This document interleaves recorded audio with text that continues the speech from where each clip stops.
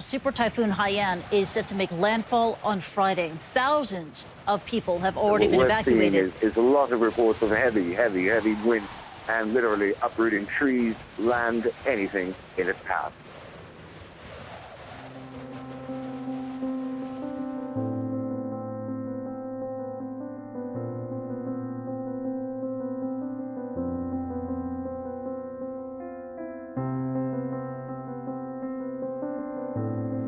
Days after Typhoon Haiyan had wreaked havoc and left untold devastation in its path, aid from individuals, organizations, and countries around the world poured into the Philippines.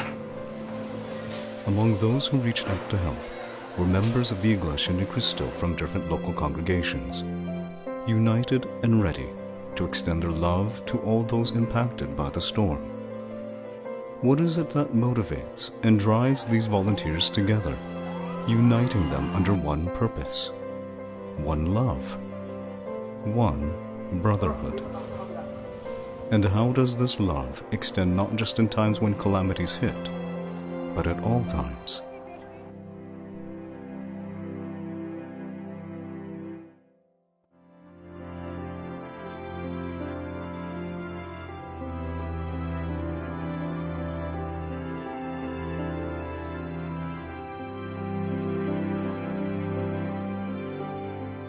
There are stories that people tell, and then there are stories that are never told, but live on in people's hearts that shape their paths and their lives.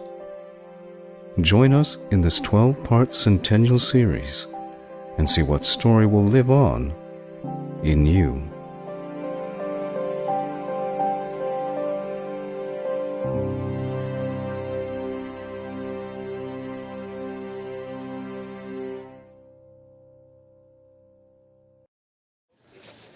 Almost every week, somewhere in the Philippines, members of the Iglesia de Cristo gather together to pack relief goods for communities in need. Reaching out to those in need has always been the hallmark of the brotherhood upheld inside the Iglesia de Cristo, one that goes beyond the confines of the members.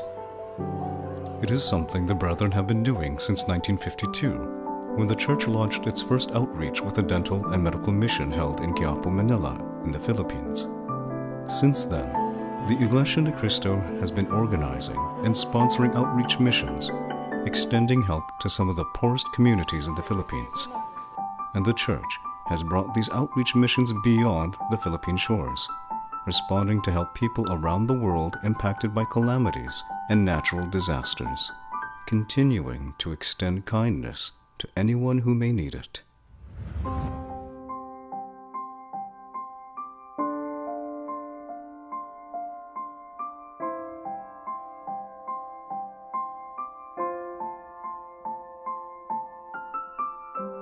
In the Bible, to love others is to consider them better than yourself, putting their well-being ahead of your own.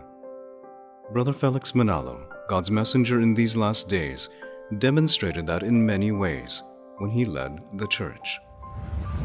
During the Japanese time, the ministers, the supervising ministers would attend the meeting in Tayuman, and one of the ministers told me he would stand by the door and he would not start till the very last minister came. He knew who were coming, he knew the ministers were coming, and he was waiting for them.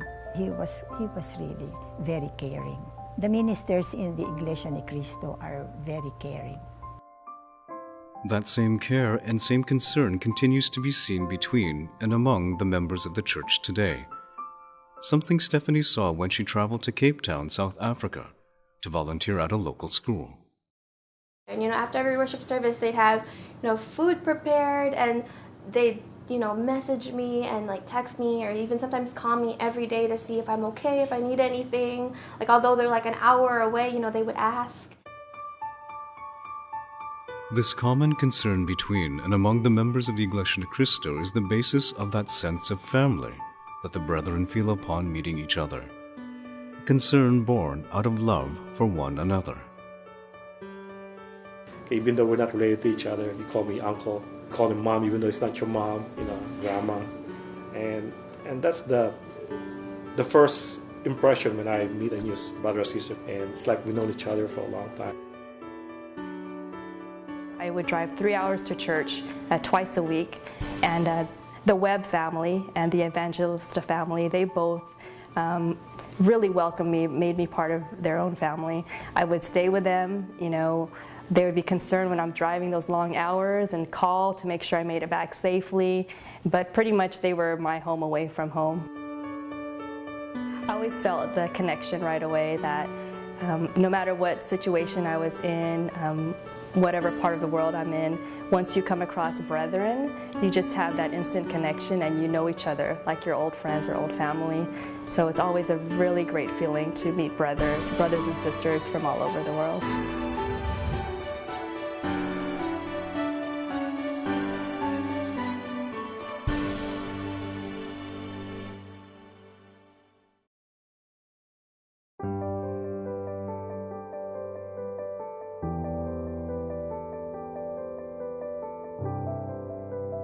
Ang kapisahan ng Tambulin ng Silangan ay pinanukalan ng kapatid na Felix Manalo, ang sugunan Diyos sa mga huling araw, noong taong 1935. Naglalayon ito na mabuklod ang mga kabataang Iglesia ni Cristo sa ganap na pagkakaisa. Ang mga inuusig noon, nung malaki na ang iglesia, hindi na sa kapilya, yun na lang, halimbawa, yung personal na, ganun na lang ang yung inuusig. O yung talagang may pananampalataya, nananatili naman, nakaka-survive naman. At 92, Sister Estela has witnessed the constant guidance and concern of the church administration for the young members of the Iglesia ni Cristo, even during her youth. The same love and concern was instilled in the young brethren of the church and has pervaded among them. Kung may pagtitipon, halimbawa sa Tarlac, lahat ng mga lokal nagkakatipon doon, nagsasagawa ng programa, merong mga nagtutula, merong mga nagsosolo, at saka yung mga chorus. At pagkatapos, ang ministro nagtuturo kung paano maging masigla ang bawat kapisanan. Talagang nagsisikap ang pamamahala para mahubog na mabuti ang mga kabataan sa mga aral ng Diyos para hindi matulad sa mga kabataan sa sanlibutan. Nabuo ang kapisahan ng Tambulin ng Silangan noong 1936. Hinimok ng kapatid na Felix Manalo, ang sugunan Diyos sa mga huling araw, ang mga kabataang Iglesia ni Cristo para sila ay maging malakas na katulong sa gawaing pagpapalaganap ng Ebanghelyo. Gayun din, nilalayon din ng kapisahan ng Tambulin ng Silangan na ang mga kabataang Iglesia ni Cristo ay magkaroon ng kulay ang buhay nila bilang kabataang Iglesia ni Cristo at mapanatili nila ang ganap na pagkakaisa.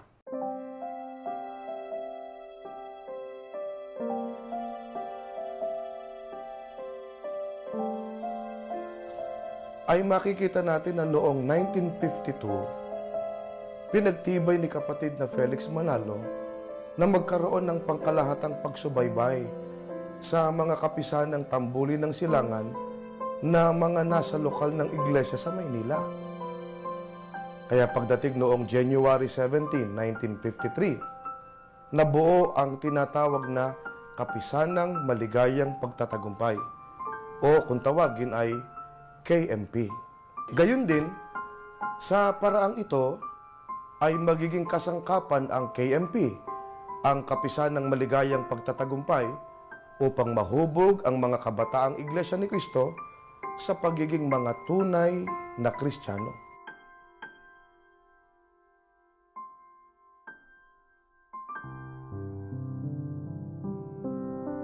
Sa naranasan ko po ay malaki dahil Ang unang-unang ginawa nga po ng KMP, pangalagaan ng mga dalagat binata na ilayo sa may mga kasintahan taga sanlibutan.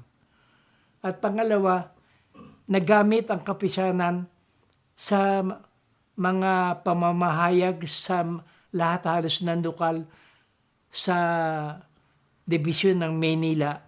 At nagkaroon pa ng maraming aktibidad ng kapisanan na halos dumadayo pa sa ibang dibisyon.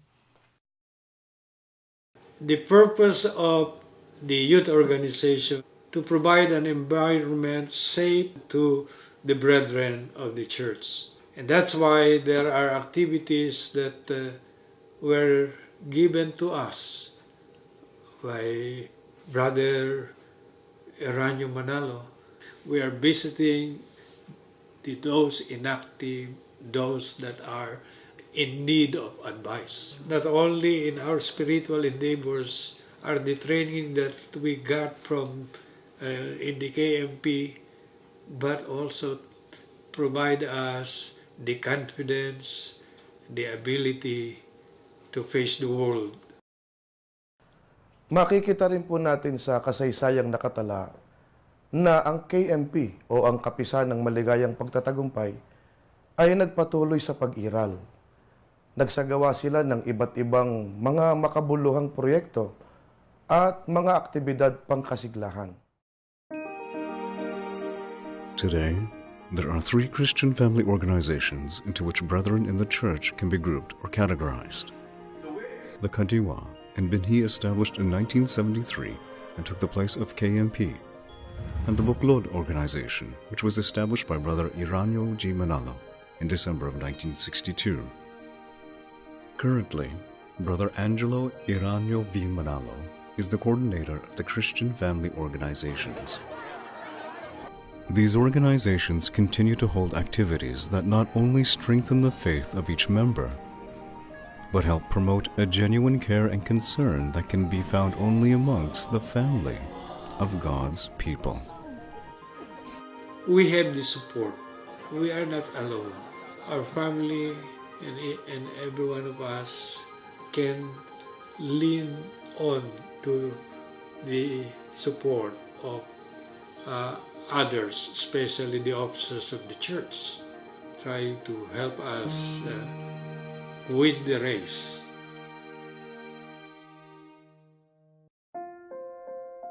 Because of the growing economic and civil unrest in the Philippines, a growing number of Filipinos had begun immigrating abroad to cities like London in search of better livelihood. Among them were members of the Iglesia ni Cristo like Sister Limonada, who arrived in 1973. Mag-a-abroad ka, marami ng kapatid doon, wala pang kapilya. Sabi ko, sisikapin ko po kasi mayroon akong God's message na nandoon si Ringwood. Kaya yon. Pagdating ko sa kabutihang palad naman, mabait yung employer ko. Inano ako na huwag kang mag-alala sa pagsamba mo dahil may kapilya naman dito. Itinuro ba naman Katoliko? Sabi ko, that's not our church. That's not our church. When the Iglesia ni Cristo first established a local congregation in London in 1973, brethren had already begun gathering in small committee prayer groups throughout Europe. Ang committee prayer namin sa Priceley Garden, and then Great Portland. Committee prayers have been a part of the lives of members of the Iglesia ni Cristo since 1929, when such were established by Brother Felix Manalo to help care for the spiritual well-being of the members. Members who were living in close proximity to each other would gather together in one of the members' homes to listen to reminders and instructions from the church administration, and to hold a prayer together every week. Gatherings that the small but growing number of brethren in England look forward to. The tears just won't stop, and we just kind of embrace each other, and We hug each other. Oh, it's so close. We don't want to stop talking, and the only thing that will stop us is getting late. This would be the same case with brethren living in different parts of Europe. I called up the sister who was living in Bonn, Germany, and that would be about several hours drive away from where I was. And I told her, and I would like to attend the worship service, so could you just tell me where it is? And she said that, we'll meet you at the train station. The worship service is at 10 o'clock in the morning. I was welcomed by the brethren, and so I felt as usual as it is in the church. First meeting, whether you know the sister or brother or not, but the moment you know that this is a member of the church, there was the family.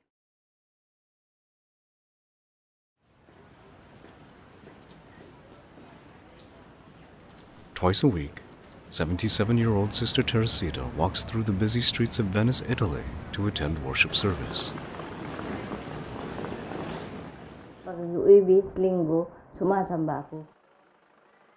Her trip takes about an hour and a half. Most days, she is picked up by brethren so she could attend. On other days, she takes the bus from Padova, Italy. Mulan bumagyo man, sumasamba ako kahit anong mangyari. Nagpapayong lang ako.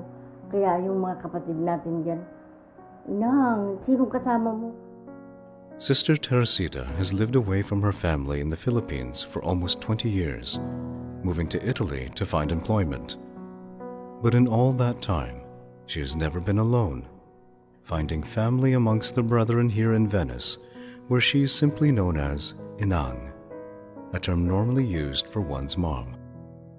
Nandito ako, wala akong kamag-anak, nakikisama ako sa kanila, mga kapatid sa iglesia.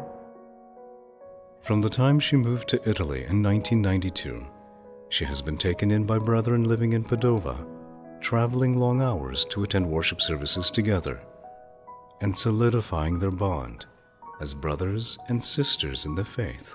Wala akong pamilya dito, pero itinuturing ko dito, mga kapatid ko, ang iglesia ni Cristo.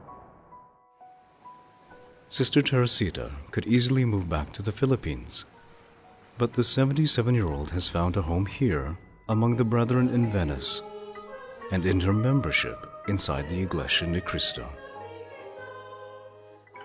Ay tumitibay ako dahil sa pananampalataya ko.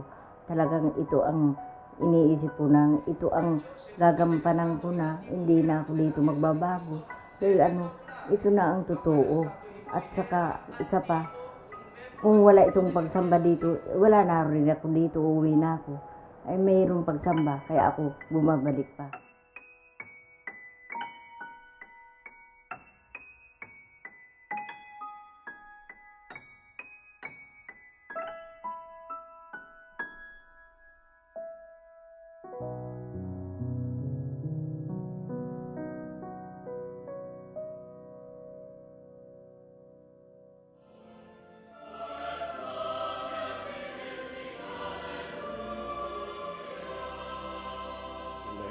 In Iglesia ni Cristo, that's one of the important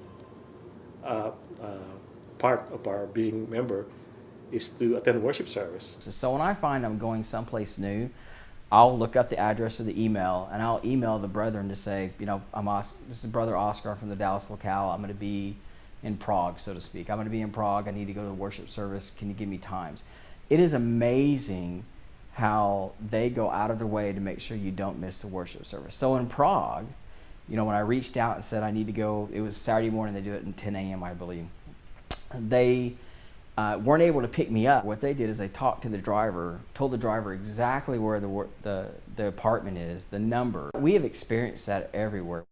Waiting there in the arrival lounge, and you can easily pick them up. You say to yourself, I guess this is the brother, this is the sister, let us see. And a lot of times 99.99%, yes, this is the brother or sister I'm waiting for. Being in the worship service or in the chapel, you're more closer to God. I think that was one of my motivation, that we need to help. We need to pick them up so they can communicate to God and tell them their problems and thank God, for being still a member of the Church of Christ.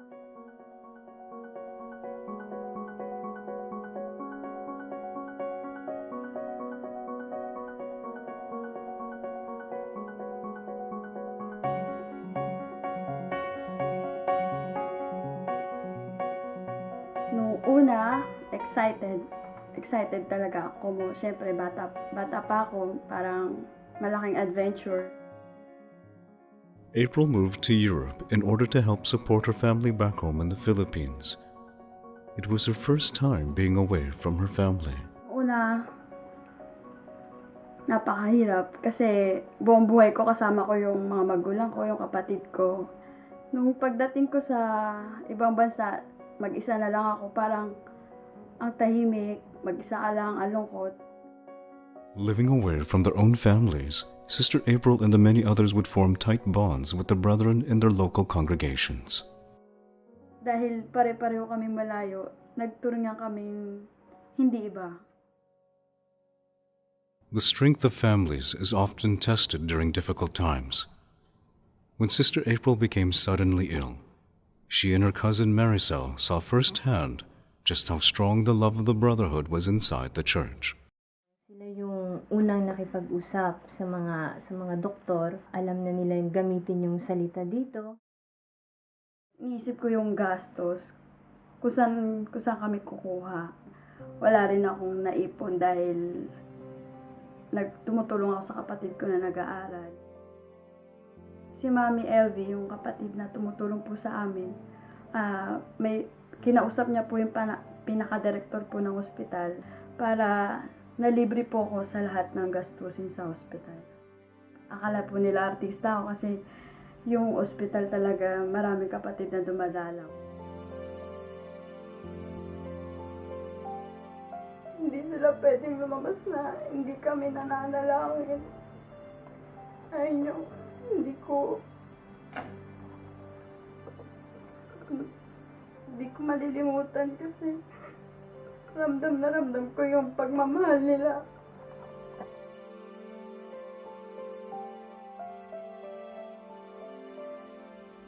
Kaya nagpapasalamat po ako sa lokal na to dahil sila po ang naging kapamilya namin.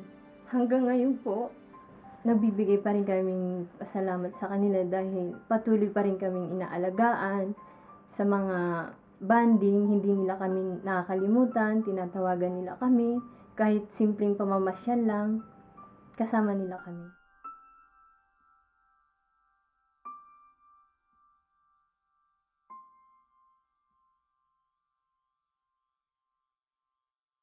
Breaking news. Let's get more now on our top story. Super Typhoon Haiyan. Last hour, the storm made landfall in the eastern Philippines. And it has November 7th. While news of Typhoon Haiyan heading towards the Philippines played on televisions and news websites around the world, the brethren in the small coastal barrio of Anibong in Tacloban City prepared for the potential impact of the storm. The storm is, well, it's a beast, and it is putting a lot of people in danger. May tagubilin na po ang aming tagapangasiwa na lahat ng kapatid ay kailangang lumikas na sila papuntahin dito sa compound dahil dito medyo ligtas dito sa loob.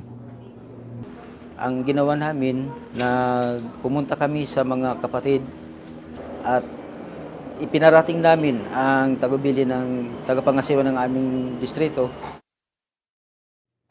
At first, Sister Margie Golchan thought she would be okay at home. Tiningnan ko, napalaki na yung tubig, yun na umalis na kami. Sabi ng anak ko, Mama, mamamatay tayong dalawa, tatlo, alis na tayo. She and her family encouraged their friends and neighbors to do the same. Sabi ko sa kanila, yung mga kasamahan ko, punta tayo sa kapilya Yun ang magandang pupuntahan natin kasi wala nang iba. Yung Tuesday pa lang po, sinabihan na kami ng kaibigan namin sila Golcha na pumunta na kayo dun sa sa church namin, mag-ano na lang kayo doon. Yung huibisan aga, may kumani nga taga-iglesia, nagsaring hamon nga. Paano na kami igbaw kay madakot tubig. Yung hangin na papunta pa dito, yung dagat sa harap, nahati po. Nawala na po yung tubig. Alas 12 po kasi ng gabi ng Huwebes ay meron pong idineclare na tsunami alert. Doon na napakinggan po namin yung sa radyo. Kaya nung nakita po namin na umatras na po yung tubig, inano na po namin yung mga tao na umakit po dito. Kusog ng hangin, kakamang na lang kami, kakalupan ng mga sim. Pero kusog ang hangin. Oras na po na kasagsagan talaga ng bagyo, nandun po kami sa balcony. Kitang-kita ko po talaga yung dagat na simula po dun sa riprap na may kabahayan po yun sa likod. Na umurong po talaga ng tubig ng 100 meters. Matagal po, Kanubel. Pagkatapos po, may dumadagundong po talaga. Tapos habang nasa balcony kami, akala namin nililindol kami ng hangin. Brother Eduardo Coricor was among the scan officers assigned to help residents up to the chapel compound.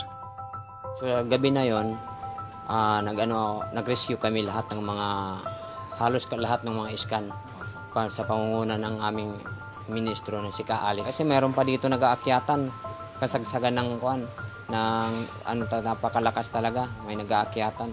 Umiiko yung yung hangin, umiiko, grabe. Parang maririnig mo talaga kung hindi mo tatakpan yung tainga mo talagang masakit. Dako nga tubig na, dagat. Nagkadara-dara kami kuan. Pag huraw na, waray na kuan good oran, na namang pakabalhin nga dito. Igbaw dito na kami mag-inukoy. Na ako mama, waray naman nadto kay nabdan na talaga ran tubig. Nakakapangilabot po talaga. Hindi po namin makaya. Tapos maya-maya po, sumigaw na po yung sabi po ni Kares nga, tulong. Sabi naman po niya, tabang. Ibig sabihin po, tulong. The cries for help came from the Anibong residents living in the vicinity of the chapel. Unti-unti na po silang kinuha ng ka-Erwin, yung pong technical namin.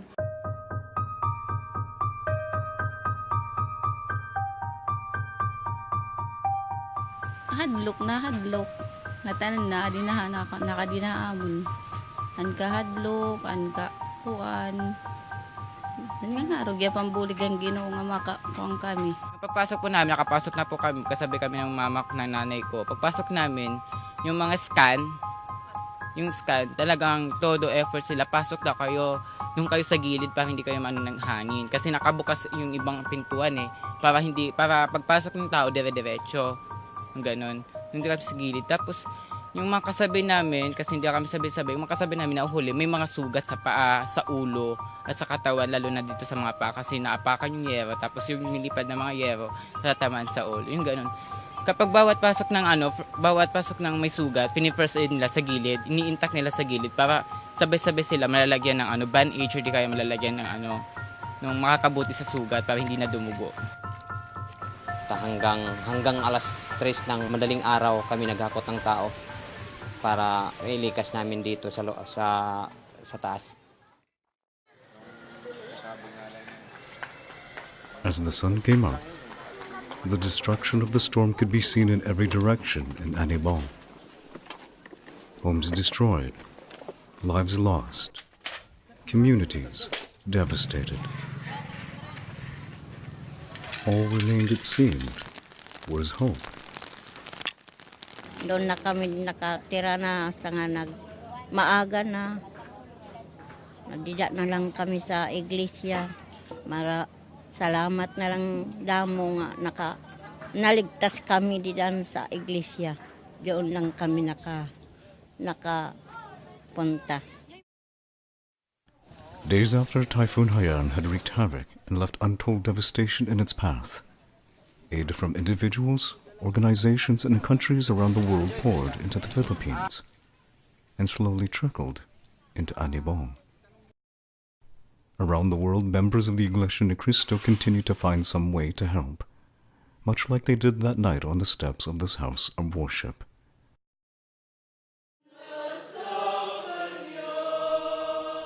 But most of all, they continued to unite together in fervent prayers to God. Acts that could only be described by one word: love.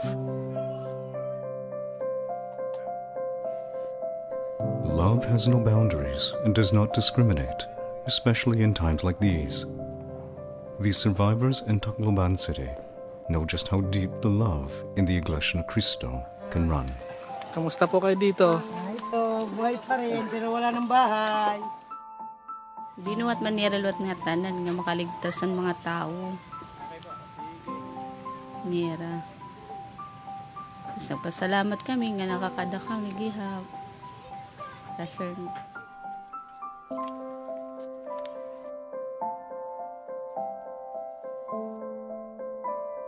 Wala, pasalamat nga nakaligtas kami. Pasalamat ang Ginoo gihap. Na kuan kami, nakasulbar kami di kaduha nga kinabuhi. Kahit anong relihiyon, kahit anong pagkatao ka pa, kung ikaw isang tao, tutulungan ka ng ANC. Yang kami nga ko, nakakaluha ako sa among problema. Sa among mga problema, among ginagian, makuri. Maupan na lang nga waray haamon na iban sa akong mga pamilya. Salamat na lang sa iglesia. Nakasulod kami sa iglesia. Natalawas kami gihapon, nakaraos. Salamat na lang adamo.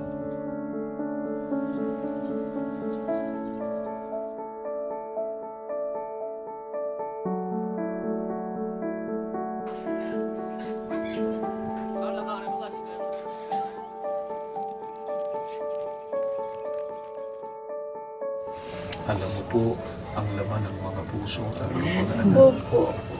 Humihiyaw ang kanilang damdamin. Kami po ang iyong mga anak.